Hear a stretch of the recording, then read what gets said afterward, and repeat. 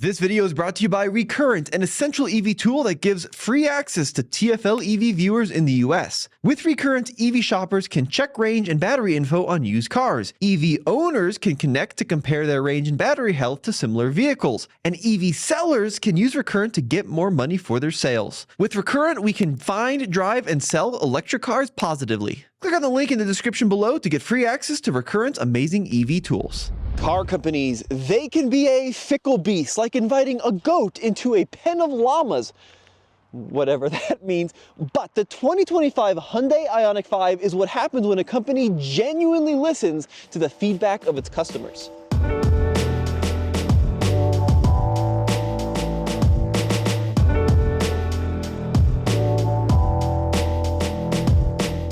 There are companies like Tesla that I genuinely think do care about the final product, and they do listen to feedback, but they also do stuff which is just mind-numbingly dumb.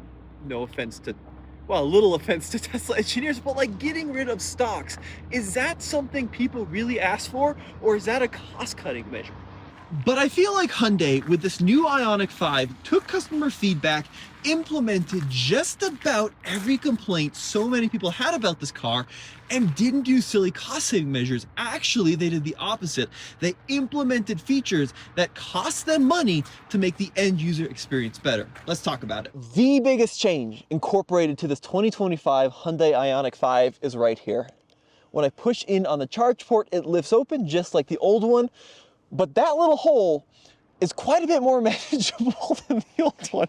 Okay, I don't know if I can say that, but the Hyundai Ioniq 5 is realistically, in my mind, the first car sold in the US to come with the NACS port, the North American Charging Standard, SAE J3400, or as it's better known, the Tesla charging port. NACS. Sounds like an off-brand potato chip, but this is a huge deal. The North American Charging Standard is the new standard in the industry. It's the standard that every major OEM has committed to evolving to, and Hyundai is the first. Realistically the first. I know maybe the Lucid Gravity beat it to market by a little, but in terms of mass market share, Hyundai is the first. But what does that realistically mean other than a much better looking charging handle? Now look, that J3400 standard, slimmer, more streamlined, more easy to handle, but it doesn't necessarily mean that just because a car has that port, that it's going to be able to access the legendary Tesla supercharging network. But Hyundai says this new Ioniq 5 does have access to the Tesla supercharging network. So there's only one thing to do. We gotta go try it. So joining me today is Roberto Baldwin from SAE International. Now, Roberto, first impression, what do you think of the charge location on this Ioniq 5? Well, one of the issues with a lot of these Tesla, or especially the early Tesla chargers, is that the cable's not very long because they're built essentially for one car company. And every Tesla has the charge point, the charge port on the rear driver's side of the vehicle. This is on the passenger side, so it's on the complete opposite. So as you notice, when I pulled in here, I came in at an angle. I made sure that I was way over in the corner because I want to be able to charge at these stations, but I also kind of don't want to get in everyone else's way. So if I charged here, if I parked here, I'd have to be a little bit crooked. So Tesla is updating their stations with longer cables, but until then, there's going to be probably some awkward situations where there is a car parked in the wrong spot in order to charge on the supercharger network. Roberto and I found in this screen is there's a couple of different ways you can precondition the battery for charging. So if I go to this EV panel here, there's actually a button in the settings which you can activate. You can see our battery temperature is currently reading normal, or you can even do it in the navigation, and there's a way you can filter for Tesla chargers. So this car is, you know, getting ready to accept some current here, Roberto. So Robbie here is gonna go into the Tesla app, find a charger. Alright, we're here. Nice. Charge here. Beautiful. Do you have to select the stall number? Yes, we are 2D. Let's block off my credit card. Yep, let's do that. Here, I'm gonna back up. All right, so he's selecting 2D. Start charging, and it should remove the handle. At that point, it unlocks it. Plug it in. may take up to 2 minutes to start charging. 2 minutes? That's what the Tesla app tells me right now. Wow. Let's see what the screen is saying. So we just plugged it into the supercharger. And survey says, hey, we're off to the races. So we can see that at 41% state of charge, it's currently accepting 16 kilowatts, 18, 19, 20, 23, 25. So we are definitely charging this new Ioniq 5 on a Tesla supercharger. Pretty cool, Roberto. And the Tesla, one of the things is not only is the Tesla supercharging network just sort of everywhere, it actually works really well. I've done it with the Magic Dock, with other vehicles, and unlike some of the experiences that people have had at other charging stations, the Tesla charging station, I haven't had, the biggest issue I've had actually with the Tesla charging station is that I had forgotten that I didn't have a credit card attached to my Tesla account. So I had to add a credit card. That's it. That's the only bit of friction that I've ever had. And since I started charging with the stations and since I added that credit card, it hasn't been an issue, and you can hear it firing up like some sort of Harrier jet and delivering electrons to the 2025 Hyundai Ioniq 5. Now we're gonna take a look, see what we're charging at right now. 126.7. Now there's a little bit of a catch here, Robbie, because the Ioniq 5, according to Hyundai, will charge up to 257 in the new generation, but not at a Tesla supercharger. The reason is that these chargers are 500 volts. This vehicle is 800 volts. This vehicle has to essentially step down to 400 volts in order to work with this charger, which means that it can't charge as quickly as it would if this charging station was 800 volt, you could get up to 257. But because it does have to step down, you do take a charging hit. But as more and more stations come online that have J3400 and are 800 volt, you won't have that issue anymore. Yeah, the crazy thing is like, this was seamless. It worked first try, easy peasy, super easy. But if we were to go to like an Electrify Mera across the street, we could actually, in theory, get faster charging speeds. Yes, and that is even with the adapter that Hyundai will give you with the vehicle. They have a CCS to NACS adapter, and it'll charge it up to 257. They've told me that it will not take any sort of hit in efficiency just moving the electricity through their adapter. That's super interesting. Now, if you own this car, so 257 peak, right? Yes. Really 130 realistically on a supercharger like we're pulling now, would you go this route or would you search out a third-party charging station? Currently, I think it's once you get the NACS, and once NACS is available on more and more charging stations, it really comes down to price. Just like when you buy gasoline, except with gasoline, you know, there are tiers of gas. Electricity is electricity. Yeah. It's just, that's what it is. And so we're actually going to start seeing, you know, the pricing. I'm assuming, and I'm guessing and predicting that we'll see pricing near these charging stations, both from Tesla, from Electrify America, from EVgo, just so they can get people to use their charger, just like you see at gas stations. Right now, when you pull up, you have no idea how much it's going to cost until you open the app and you check. In the future, I think we're going to see, as more and more people are all using the same standard, as more and more charging stations come online, you're going to see pricing. And that's really what it's going to come down to, where I charge my vehicle. This new Ioniq has an 84 kilowatt hour battery, up from 77 and a half. The max range is 318 with the correct battery and rear wheel drive configuration. This one though is 269 as configured with the limited, the all wheel drive, the wheels and the such.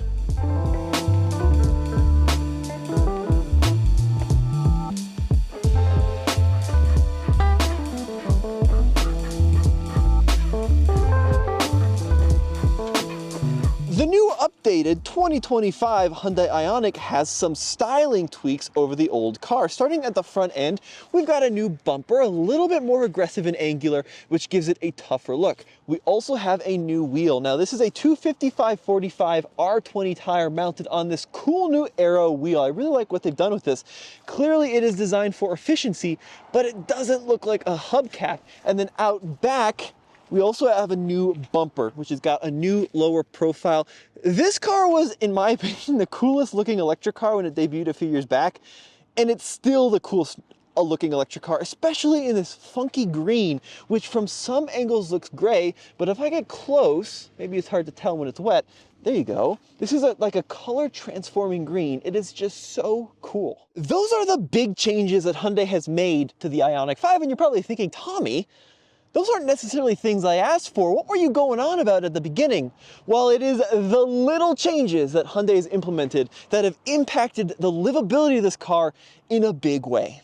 Even though this car may look like a retro futuristic hatchback from the 1980s, there is no doubt that this car is truly a crossover SUV. It has the same wheelbase as a Hyundai Palisade, but one of the biggest complaints I saw surrounding the old Ioniq 5 was the lack of rear wiper, which was a huge oversight, especially considering how popular these cars are in places like Colorado, where we get a lot of snow. Well, every 2025 Hyundai Ioniq 5 comes standard with an integrated rear wiper. It may seem like a small thing, but if you live in a snowy climate, you know that is a key safety item.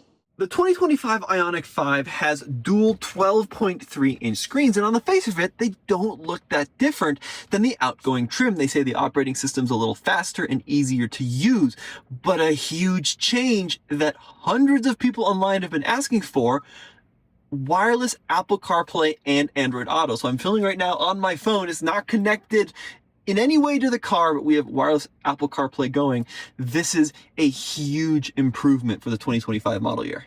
We are living in an era where everything is dominated by touchscreens. And in my opinion, the worst offender, as great as the cars are, Tesla. Look at that new Model Y. Almost no buttons whatsoever on the inside. Now, they've done a great job with their UI. It's pretty easy to use, but you just can't beat tactile buttons, in my opinion, especially for key, regularly used features like heated seats, heated steering wheel, volume, and tune. And in the old Ioniq 5, you had to go into essentially a screen to turn on heated seats and heated steering wheel. And that was a big complaint of mine. Well, the new one, they've brought back physical buttons: the heated seats, the ventilated seats, the heated steering wheel, the volume, the tune knob. They're all separate buttons.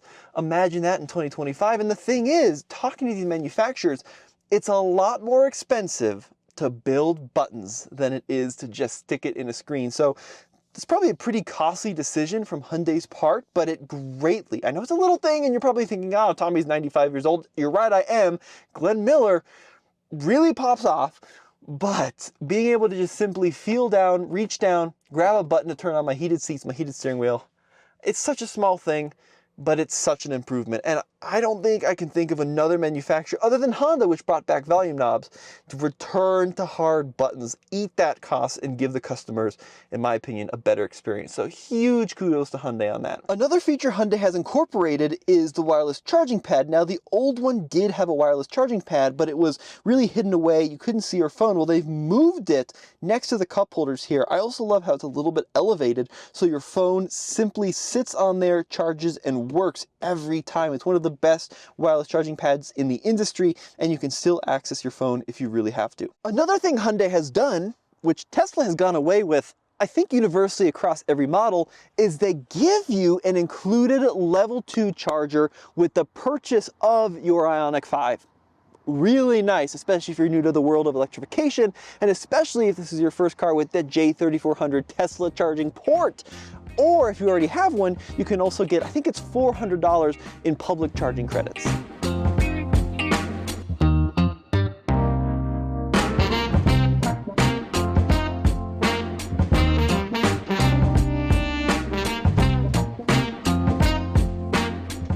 Now, this is something a little bit unique. For 2025, the new Ioniq 5 can be had in the standard cars, the limited, the N, the high performance version, and this, the XRT, the off-road trim. Let's check it out. In the past, XRT Hyundais have been pretty mild. It's their off-road branding, but it usually refers to some slight changes to the bumper, maybe a different wheel design, call it a day. But the Ioniq 5, I'm happy to say, has more substantive changes, starting with the suspension. The XRT version of the Ioniq 5 has an additional inch. Doesn't sound like a lot, and it's not a lot of total ground clearance. They went from 6 to 7 inches, but at least it's something. They've also changed wheel and tire grouping. So here we're looking at an 18-inch wheel with a genuinely fat sidewall for this category. This is a Continental cross-contact tire, and while it may not be as aggressive as something like a BFG KO3 or Falcon Wildpeak AT4W, it's much better for rugged use than a standard all-season. Even with the chunky bumpers, chunky wheel and tire group, we're looking at 259 miles of range on this XRT compared to 269 for like a Top Dog Limited. So it's slightly less, but I thought it would be a bigger range hit. Now the most controversial part about the XRT are the bumpers. And they don't really seem that dramatic against this dark green finish, but they're a black design. If I pan on over to the white version of the XRT, you can really see why it might be controversial because it's quite the contrast. But the bumper is actually a functional design. Not only does the unpainted finish mask the occasional pinstriping from trees, it gives you more approach angle. They're up to 19.8 degrees from 17.5. And credit where credit's due to Hyundai, they've given us genuine functional recovery points in the front, something we don't really see on even the off-road trims of Subaru products. So that's pretty cool. Coming along the side here, disappointed to say they haven't given it increased underbody protection like skid plating. That is a must for me. But the rear departure angle, over 30 degrees, up from 24.5. So pretty cool stuff going on. Now, there's some changes on the inside as well.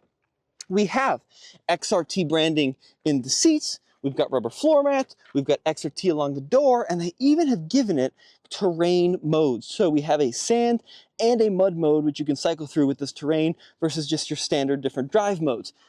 Downside of this car, it does come at a cost, and that cost is $55,400, which is a lot of money.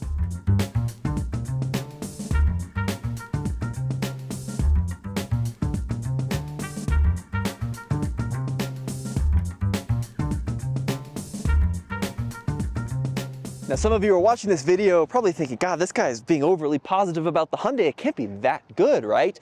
First of all, I'm not being paid by Hyundai to say anything positive about their car. Hyundai did fly me out to California to let me drive this car. I think that's really important to say, but they're not paying me to say nice things. There's no contract. I genuinely think that's my favorite EV on the market because it's a great balance of design, functionality, range, and especially on a lease, you can get these at great deals, but it's not perfect. There are some downsides we need to talk about. One other thing to note about this Hyundai Ioniq 5, they've actually gone to the new Digital Key to Premium feature, which allows you to unlock the car now with your phone in the pocket. It uses a low energy Bluetooth feature on your phone.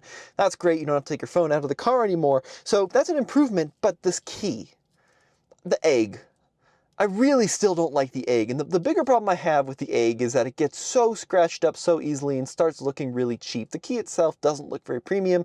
To be honest, it doesn't feel very premium. It's a little thing. I'm glad they still have a key, unlike some other cars in this space, but yeah, it doesn't look good after a couple of years of hard use. And then we come up to probably the biggest issue with this car, and that's just, frankly, the price. Now, this is, according to the sticker, an Ioniq 5 all-wheel drive limited in digital teal, which is that really cool color.